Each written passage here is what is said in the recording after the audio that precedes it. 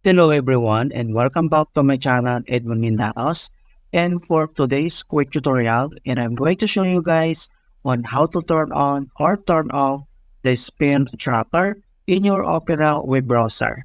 And without further ado, let's go ahead. So all you have to do is to open up on Opera browser, and then dito lang sa top left corner, and then kailangan mo lang select dito yung Opera logo. So i-click lang natin yan. And then next step ay kailangan lang natin select dito yung settings. And then pwede mong gamitin yung keyboard shortcut na Alt plus P. And then click lang natin yan. And then next step ay dito lang sa right side, kailangan lang natin mag-scroll down.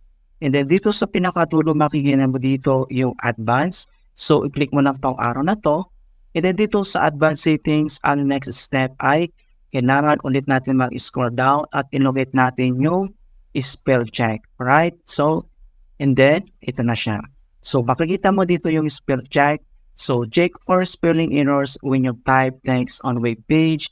Kung paano ba natin ito turn on or turn off. Dito lang sa right side. Kailangan mo lang itoggle turn on or off tong button niya. So, kapag ganito, na ibig sabihin, naka-turn on siya. So, pag ganyan, naka-turn off.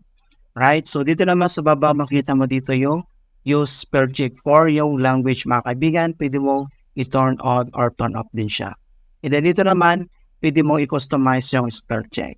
Yan. So, ganun lang po kasimple on how to turn on or turn off the spell check on your Opera web browser. And please don't forget to like this video, subscribe to my channel for more quality content. Thank you guys and see you in my next tutorial.